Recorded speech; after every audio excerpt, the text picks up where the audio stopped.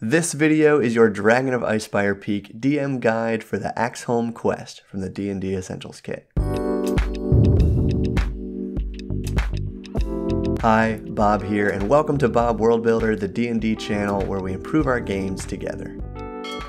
Subscribe for new videos every Wednesday under your subscriptions tab. For Dragon of Icespire Peak gameplay, check the cards and description for a link to my session.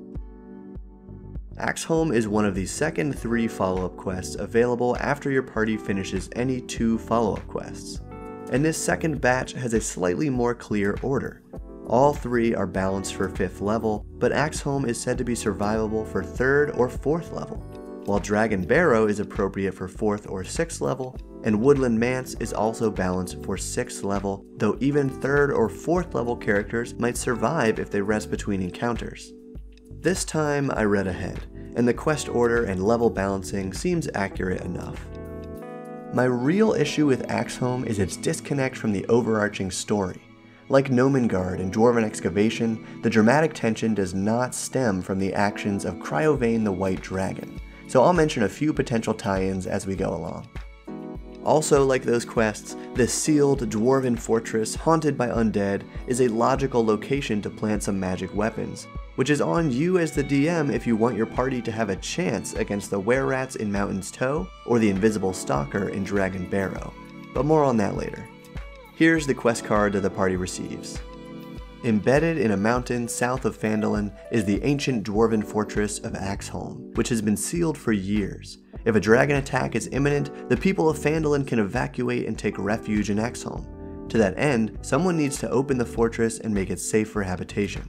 Once you accomplish these tasks, return to Townmaster Wester to collect a reward of 250 gold pieces. So the quest goal is literally kill all the monsters in the dungeon. Classic, simple, but not easy. There are a lot of rooms and hostile creatures in Axeholm, so don't be surprised if this quest takes 2 or more sessions to complete for large adventuring parties. And I was impressed that this quest actually mentions weather during the party's otherwise uneventful travel, so be sure to describe that cold, driving rain to your players and give them a chance to decide how their characters behave in such conditions. The arrival is designed to be difficult. Between the impossible to lift portcullis, arrow slits that only small creatures can squeeze into, chimneys they may not see and may take damage descending, I suggest providing some assistance. You could add 1 or 2 merchants, adventurers, or non-threatening orcs camping right outside the portcullis, seeking refuge from the storm or the dragon, but they need help getting inside. Working together, you could turn lifting the portcullis into a skill challenge. Only 3 characters can technically fit at the portcullis, but I would allow up to 6 creatures squeezing together roll against 1 DC 20 athletics check, using the highest athletics modifier among the challengers. That's my homebrew rule for help actions. However they enter the fortress, these campers can offer to help using stat blocks for orcs, commoners, or appropriate sidekick classes, which you should prepare ahead of time so your players can run these additional characters.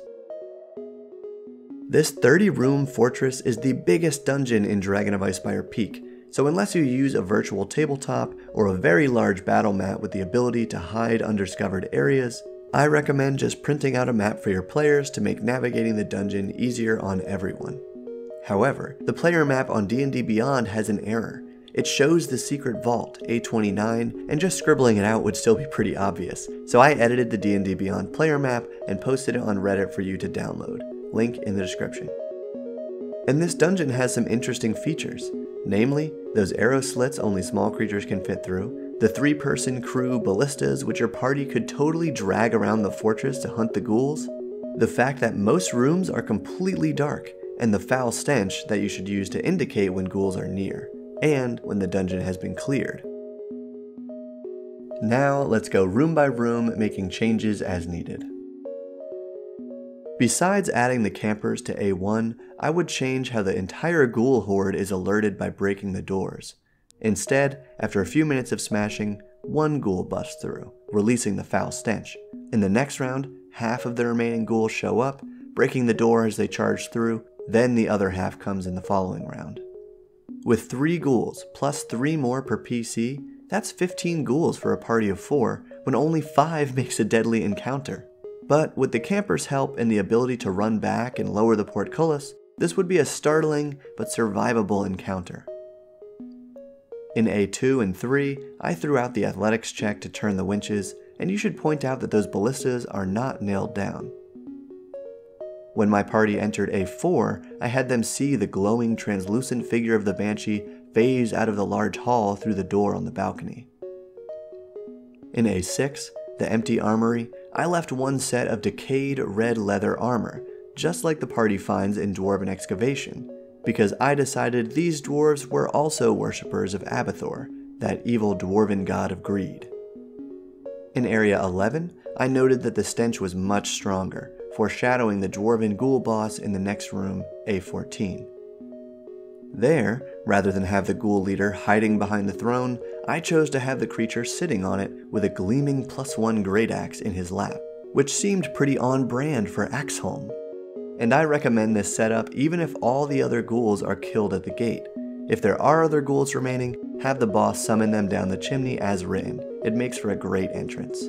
Though you could do it in 1d4 rounds and use fewer chimney ghouls depending on what shape your party is in when they enter this room. And remember that there will be no ghouls in A26 if they are killed here. For A19, use the stench as foreshadowing one more time if any ghouls remain, and I would replace the holy symbol of Moradin with that of Abathor to keep our spooky theme going. Area 22 is good, though the minimum 4 giant spiders is too many in my opinion. This is essentially a random encounter with no story connections whatsoever, so you don't need it to be a big fight. I recommend just using 1 giant spider. In Area 23, the non-magical shield should totally be a magical +1 shield emblazoned with the symbol of Abathor. The Banshee in A24 is basically another random encounter unless you foreshadow it in some way, so you could really stick with the Abathor theme and replace her with a few ochre jellies, but if you do keep the Banshee, note that the whale attack is super deadly. If any creature within 30 feet fails a DC 13 Constitution saving throw, they drop to 0 hit points and are dying, and even on a success, they take 3d6 psychic damage. In my session, 3 out of the 4 characters failed, so I made the call that they were unconscious but stable and didn't have to make death saving throws, and I think I forgot to give the psychic damage to the player who succeeded.